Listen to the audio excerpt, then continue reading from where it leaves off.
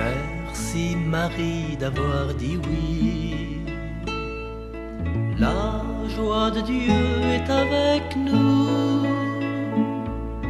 Merci Marie d'avoir dit oui. Au nom du Père et du Fils et du Saint-Esprit. Amen.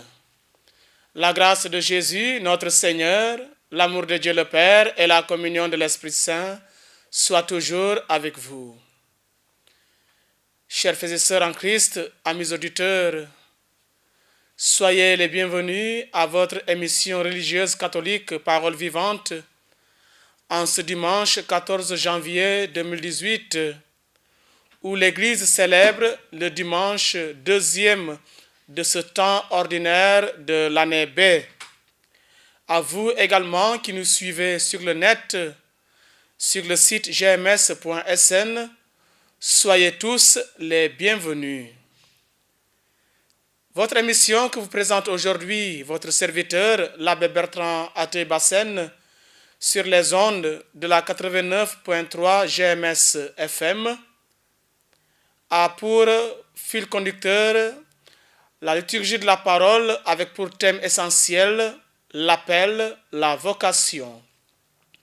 Il s'agit en effet, dans la première lecture, de la vocation du jeune Samuel qui, avec l'aide du prophète Élie, va discerner l'appel que Dieu lui adresse et va finir par répondre au Seigneur: « Me voici, parle Seigneur, ton serviteur écoute. » Et cela nous fait penser également au message de l'Évangile avec la vocation des tout premiers disciples de Jésus, qui aussi, ayant entendu l'appel du Christ que leur a désigné Jean-Baptiste, vont tout quitter pour le suivre. Écoutons la parole de Dieu de ce jour.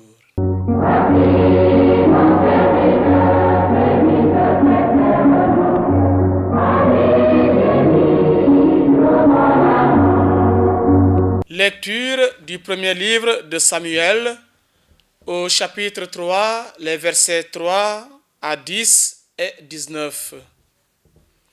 En ces jours-là, le jeune Samuel était couché dans le temple du Seigneur à Silo, où se trouvait l'arche de Dieu. Le Seigneur appela Samuel, qui répondit: « Me voici. » Il courut vers le prêtre Élie et lui dit: « Tu m'as appelé, me voici. » Élie répondit: « Je ne t'ai pas appelé, retourne te coucher. » L'enfant alla se coucher. De nouveau, le Seigneur appela Samuel, et Samuel se leva. Il alla auprès d'Élie, et le Seigneur appela Samuel. Il alla auprès d'Élie et il dit: « Tu m'as appelé, me voici. » Élie répondit: « Je ne t'ai pas appelé mon fils, retourne te coucher. » Samuel ne connaissait pas encore le Seigneur, et la parole du Seigneur ne lui avait pas encore été révélée. De nouveau, le Seigneur appela Samuel. Celui-ci se leva. Il alla auprès d'Élie et il dit: « Tu m'as appelé, me voici. » Alors Élie comprit que c'était le Seigneur qui appelait l'enfant et il lui dit: « Va te coucher et s'il t'appelle, tu diras: Parle Seigneur, ton serviteur écoute. » Samuel alla se recoucher à sa place habituelle. Le Seigneur vint, il se tenait là et il appela comme les autres fois: « Samuel, Samuel. » Et Samuel répondit: « Parle Seigneur, ton serviteur écoute. » Samuel grandit, le Seigneur était avec lui, et il ne laissa aucune de ses paroles sans effet. Parole du Seigneur Tout-Puissant, nous rendons grâce à Dieu. Amen.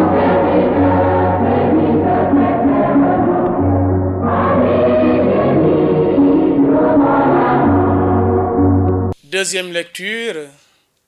Lecture de la première lettre de Saint Paul, apôtre aux Corinthiens, au chapitre 6, les versets 13 à 15 et 17 à 20.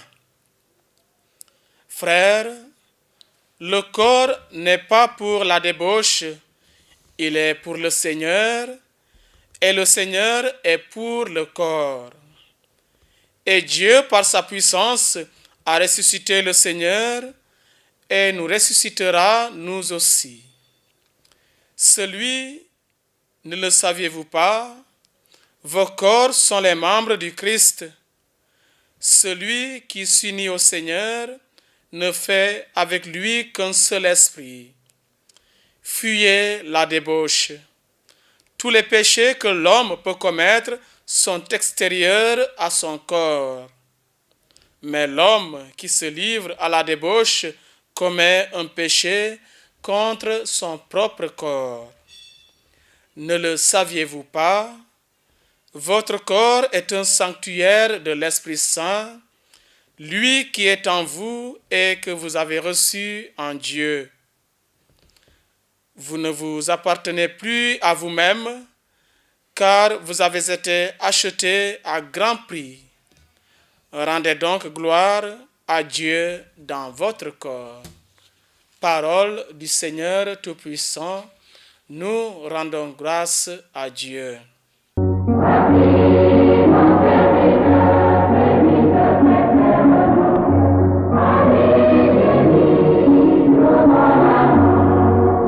Évangile de Jésus-Christ selon Saint Jean, au chapitre 1, les versets 35 à 42. En ce temps-là, Jean le Baptiste se trouvait avec 2 de ses disciples. Posant son regard sur Jésus qui allait et venait, il dit: Voici l'agneau de Dieu.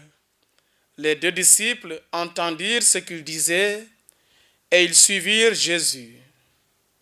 Se retournant, Jésus vit qu'ils le suivaient et leur dit: Que cherchez-vous? Ils lui répondirent: Rabbi, ce qui veut dire maître, où demeures-tu? Il leur dit: Venez et vous verrez. Ils allèrent donc, ils virent où il demeurait et restèrent auprès de lui ce jour-là. C'était vers la 10e heure, environ 4 heures de l'après-midi.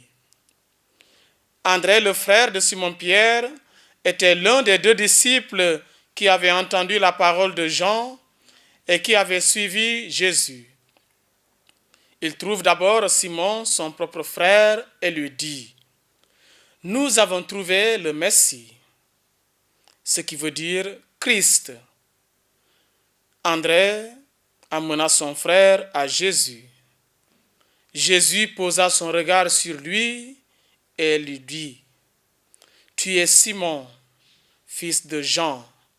Tu t'appelleras Képha, ce qui veut dire Pierre. Acclamons la parole de Dieu. Louange à toi, Seigneur Jésus.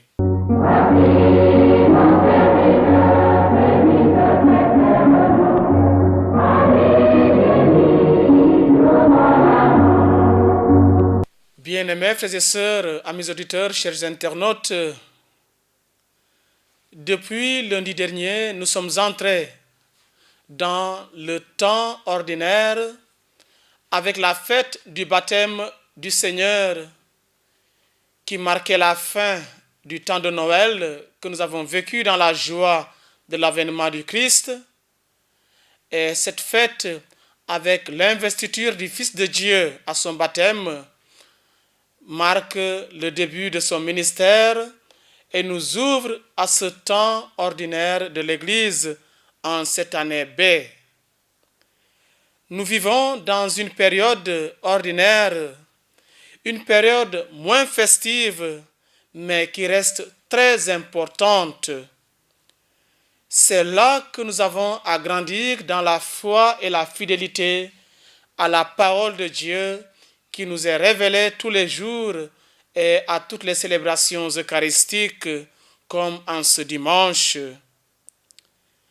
La liturgie de ce jour, vous conviendrez avec moi, reste dans l'atmosphère de l'épiphanie. En effet, nous nous rappelons que cette fête évoque la manifestation de Dieu aux mages. Au Dieu des mages qui aujourd'hui se révèle, se manifeste en se revêtant une forme qui est la forme de l'appel. Un Dieu qui appelle dans l'Ancien Testament le jeune Samuel, un Dieu qui appelle dans le Nouveau Testament par son Fils ses disciples, un Dieu qui veut qu'en tout lieu que notre corps soit voué à lui. Dans la première lecture, nous avons entendu le récit de la vocation du jeune Samuel. Et le mot important dans ce texte, c'est le verbe appeler qui est revenu assez souvent. Et 2 points importants sont à souligner dans ce texte. Il s'agit d'abord du triple appel et de la promptitude de la réponse. Appel et réponse. Cette réponse qui repose sur un acte de foi. Parle Seigneur, ton serviteur écoute. Comme pour le jeune Samuel, il y a de nombreux appels dans notre vie. Nous ne les entendons pas toujours. Il nous faut l'aide et le discernement d'autres personnes. Le texte de la première lecture nous propose un exemple pour le temps présent.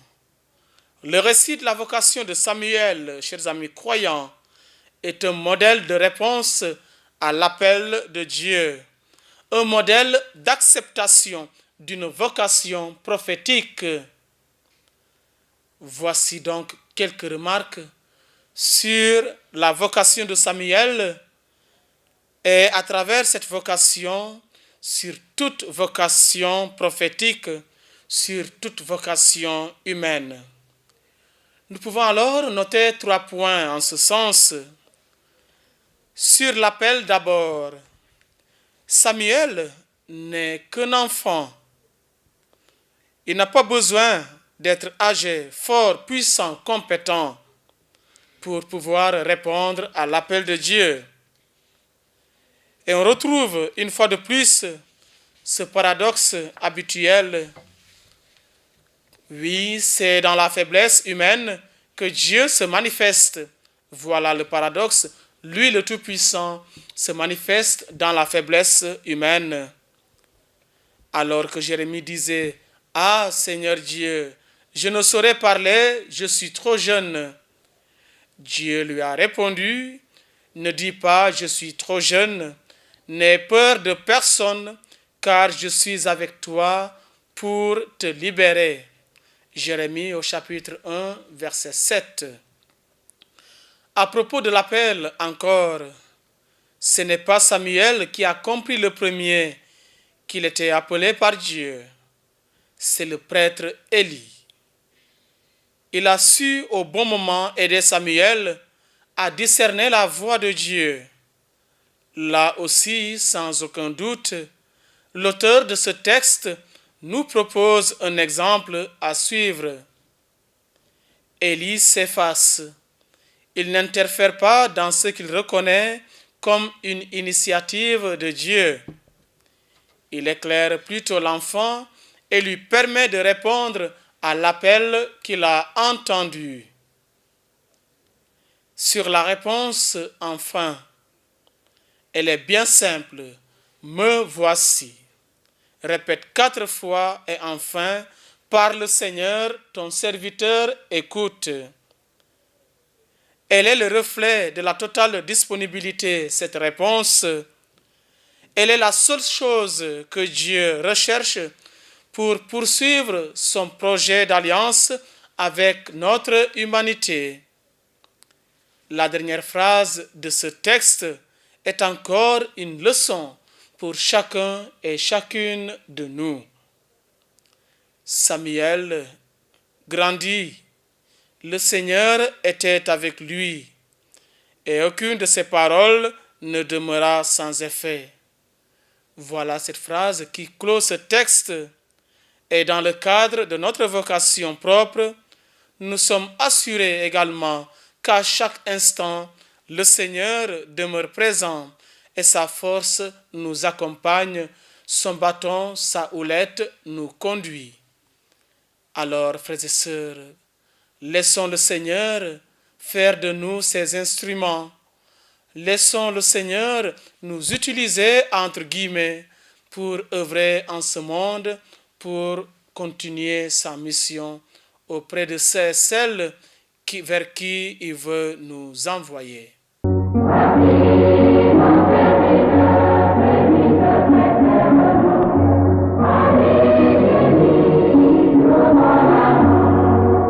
Chers amis auditeurs, à vous tous qui nous écoutez en ce moment sur les ondes de la 89.3 GMS FM, à vous qui nous suivez sur le site gms.sn, vous suivez bien sûr votre émission religieuse catholique Parole vivante en ce 14 janvier, deuxième dimanche du temps ordinaire.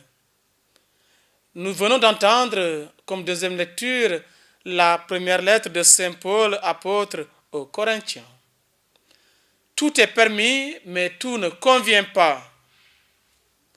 Visiblement, il y avait des problèmes de comportement à Corinthe, puisque dans ces quelques lignes que nous avons entendues dans la seconde lecture, Paul emploie 3 fois le mot débauche. Il s'agit là clairement de la vie sexuelle. Les mœurs étaient particulièrement relâchées à Corinthe, à tel point que l'expression « vivre à la corinthienne », sous-entendu une vie sexuelle dissolue, était proverbiale. Oui, Paul donne ici une leçon de morale, et ce qui est très intéressant, c'est de voir les arguments qu'il emploie. Il ne se place pas sur le chemin du permis et du défendu. Plus profondément, il nous redit « Soyez cohérents avec votre baptême ». Il y a une logique chrétienne à suivre dans notre vie de tous les jours. Il y a des comportements indignes d'un chrétien. Et dans le verset qui précède le passage que nous venons d'entendre aujourd'hui, Paul a précisé « Tout m'est permis, mais tout ne me convient pas. » Oui, tout est permis, disait Paul, sous-entendu. Puisque l'Esprit de Dieu est en vous depuis votre baptême, vous n'avez même plus besoin qu'on vous impose une loi extérieure. Vous pouvez déterminer librement votre conduite. Si elle est inspirée par l'Esprit de Dieu, elle est forcément conforme à la loi de Dieu. Mais visiblement, certains Corinthiens employaient l'expression « tout m'est permis » pour justifier leur vie de débauche, pour faire ce qu'ils veulent de leur vie, de leur corps. Ils retenaient tout simplement « tout est permis », mais ils oubliaient « tout ne convient pas ». Oui, ils prenaient en compte ce qui les arrange, bien sûr. Mais Paul donne ses arguments suite à ces comportements. Et le premier argument, c'est d'abord qu'on ne peut pas comparer l'alimentation et la vie sexuelle. La nourriture est une affaire de survie biologique, tandis que la vie sexuelle engage notre être tout entier. Quand Paul emploie le mot corps, il n'oppose pas le corps et l'âme comme nous le faisons parfois. Pour lui, le corps, c'est notre être tout entier, dans sa vie affective, sociale, relationnelle. Car c'est bien par notre corps que nous entrons en relation avec les autres. La nourriture disparaîtra. La vie biologique cessera. Mais notre vie affective, sociale, relationnelle a une dimension d'éternité. La preuve, c'est que nous ressusciterons au dernier jour. Car comme il le dit, Dieu par sa puissance a ressuscité le Seigneur et nous ressuscitera nous aussi, nous dit l'apôtre Paul. Vous voyez, chers frères et sœurs en Christ, chers amis fidèles auditeurs, vous voyez qu'il n'y a pas chez Paul une dépréciation de la sexualité, non. Puisqu'au contraire, il dit qu'elle nous engage tout entier et pour toujours, jusque dans l'éternité. Voilà le premier argument. Et le second argument est celui-ci. La sexualité est une véritable union intime de notre être, de votre être tout entier avec une autre personne.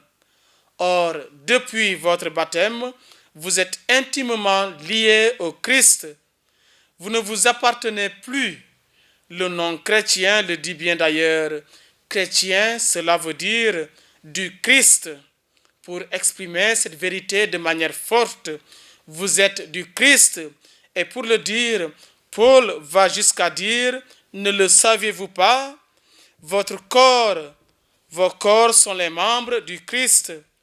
Et un peu plus loin, il reprend la même chose, la même idée sous une autre forme, en ces termes.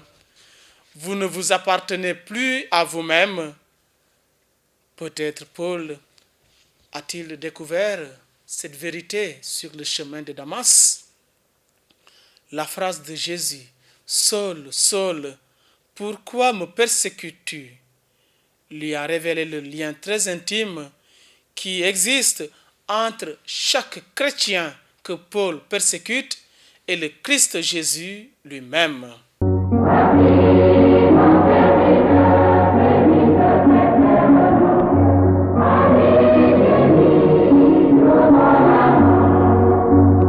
Après un partage sur la première lecture avec la vocation de Samuel et sur cette épître de Saint Paul aux Corinthiens qui est complètement liée à la vie de notre corps en ce monde, écoutons maintenant ce partage de la troisième lecture qui se trouve être l'Évangile selon Saint Jean.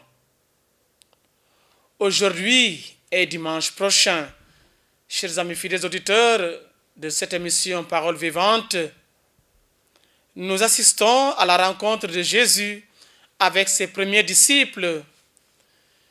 Jésus a été baptisé après sa naissance, bien sûr, et ce baptême va le projeter sur le monde de la mission. Et pour cette mission, Jésus va devoir se trouver des collaborateurs proches qui se trouvent être des hommes que lui-même appelle, des hommes qu'il appelle quelquefois en passant bien sûr par le précurseur Jean le Baptiste, comme ce fut le cas dans le texte d'aujourd'hui. Selon Saint Jean, ce passage que nous venons de suivre, cette rencontre de Jésus avec ses premiers disciples, a eu lieu au bord du Jourdain, donc c'est-à-dire là où Jésus lui-même a reçu le baptême, et c'était justement après son baptême. Selon les évangiles synoptiques Matthieu, Marc et Luc, l'événement prend place près du lac de Tibériade. Mais sachons en tout cela que chacun et chacune est appelé à collaborer avec le Seigneur pour rendre notre monde meilleur, pour rendre notre monde plus humain, plus fraternel. Ce qui frappe dans ce texte de vocation, c'est que les disciples apprennent à connaître Jésus grâce à l'intervention d'intermédiaires. Jean-Baptiste conduit André et un autre disciple à Jésus. André, à son tour, invite son frère Simon à rencontrer le Seigneur. Simon en parle à Philippe qui, à son tour, transmet la nouvelle à Nathanaël. Et il en est ainsi depuis plus de 2000 ans. L'appel de Dieu est transmis par quelqu'un qui, ayant rencontré Jésus, en parle à d'autres. Saint Jean dira dans sa première lettre, « Ce que nous avons entendu, dit-il, ce que nous avons vu de nos yeux, ce que nous avons contemplé, ce que nos mains ont touché, le Verbe de vie, nous vous l'annonçons. » Nous trouvons ces paroles dans la première lettre de Saint Jean, au chapitre 1, les versets 1 à 4. En réfléchissant ce matin sur l'origine de notre propre foi, nous nous souviendrons, chers frères et sœurs, chers amis auditeurs, chers amis croyants, sans aucun doute de certaines personnes qui nous ont introduits au Christ. Oui, nous nous en souviendrons. Nos parents, nos grands-parents, un oncle, une tante, un prêtre, un religieux ou une religieuse, un catéchiste de ma paroisse. L'histoire du christianisme est une grande chaîne de personnes qui en conduisent d'autres à Dieu. C'est aussi le cas du jeune Samuel, aidé par le prêtre Élie à discerner l'appel de Dieu. Samuel a été appelé par son nom. Il en a été de même pour nous au jour de notre baptême. Le prêtre, en s'adressant à celui qui va être baptisé, lui dit, il l'appelle par son nom et lui dit, au nom de la communauté chrétienne, je t'accueille avec joie. Le Seigneur ne parle pas à une troupe anonyme, non. Mais il parle à des personnes bien précises qu'il connaît. Chacun est unique aux yeux de Dieu. Chacun fait l'objet d'un amour particulier pour Dieu. Mais devant la perte de certaines valeurs chrétiennes aujourd'hui, nous devons nous demander qu'est-ce que nous, chrétiens, faisons pour annoncer Jésus et sa bonne nouvelle? Sommes-nous convaincus des répercussions positives que peuvent avoir les valeurs chrétiennes dans la vie quotidienne? Comment vivons-nous notre christianisme au sein de nos familles, au travail, dans les lieux de loisirs? Dans le texte d'aujourd'hui, lorsque le Christ rencontre ses premiers disciples, il ne leur dit pas « Suivez-moi », mais plutôt « Que cherchez-vous » Ce sont là les premiers mots de Jésus dans l'évangile de Saint Jean. Que cherchez-vous? Cette question s'adresse à chacune d'entre nous aujourd'hui. Que cherchons-nous, chers amis? Quels sont nos désirs et nos aspirations? Quel est le sens de notre vie? Que cherchons-nous dans nos familles, au travail, à l'église? Quelles sont nos priorités? Une fois ces priorités clarifiées à notre niveau, le contact avec Jésus conduira à un changement de direction, à une conversion. Être disciple de Jésus veut dire entrer dans une nouvelle aventure, dans un changement de notre façon de vivre, dans un changement de notre façon d'être. Le nouveau nom de Simon est une indication de cette transformation lorsque nous avons rencontré le Christ. Il a été dit ceci dans l'Évangile. Tu es Simon, le fils de Jean. À l'avenir, tu t'appelleras Pierre. Jésus a ainsi révélé à Pierre qui il est maintenant et qui il deviendra plus tard. Le véritable chrétien est celui qui apprend petit à petit à changer sa façon de comprendre les choses, à voir à travers les yeux du Seigneur, à adapter sa mentalité à celle du Christ. Voilà le véritable chrétien, voilà la véritable chrétienne. Ainsi, ce contact va donner un sens nouveau à notre vie et va la transformer et transformer même la vie de notre entourage. Jésus appelle. Il appelle André, Jacques, Simon et Jean. Mais il nous appelle, nous aussi. Dans notre Église, les temps de substitution sont finis. Finis les temps de remplacement. Nous ne pouvons plus nous contenter, chers amis fidèles, d'assister et de n'assister sans participation à la vie de l'Église. Nous ne pouvons plus nous contenter d'assigner aux autres le travail à faire, les responsabilités à assumer, tout en nous réservant le beau rôle de spectateurs privilégiés et de critiques, de prêtres, des religieux et religieuses, des laïcs engagés. Cela ne doit pas être notre rôle aujourd'hui. Le Christ nous appelle, ce n'est pas pour que nous soyons des spectateurs de ce que font les autres, mais c'est pour que nous entrions dans le champ et que nous nous mettions à cultiver chacun dans le carré ou dans le sillon où le Seigneur l'envoie.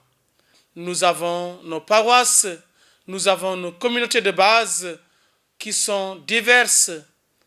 Et dans ces entités, il y a plusieurs parties qui s'y trouvent où chacun peut se retrouver et travailler à ce champ du Seigneur parce qu'ayant été appelé d'abord par le baptême, ensuite ayant pris l'engagement de pouvoir répondre à cet appel reçu au baptême. Oui, chacun et chacune de nous aujourd'hui et pour toujours est appelé à collaborer avec le Seigneur pour rendre sa paroisse vivante, plus fraternelle.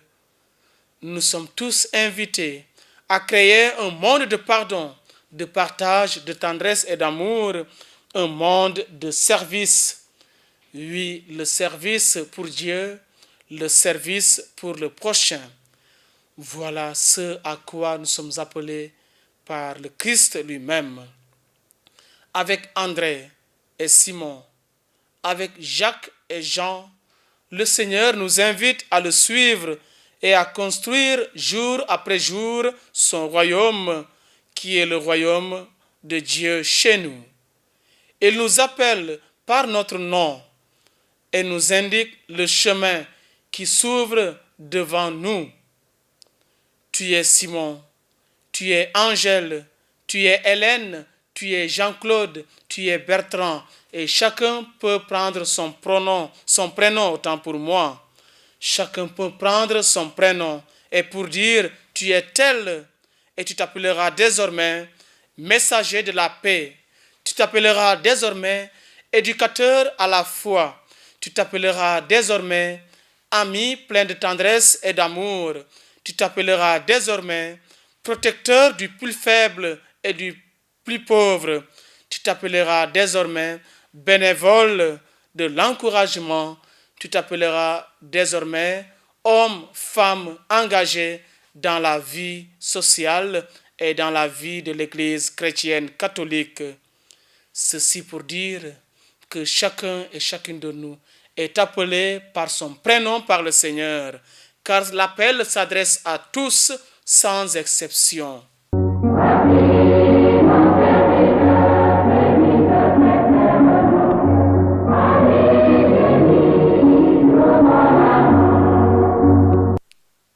À vous tous, chers fidèles auditeurs, chers amis, sur la 89.3 GMS FM, vous venez de suivre votre émission religieuse Parole vivante en ce dimanche 14 janvier 2018 où l'Église célèbre le deuxième dimanche du temps ordinaire de l'année B.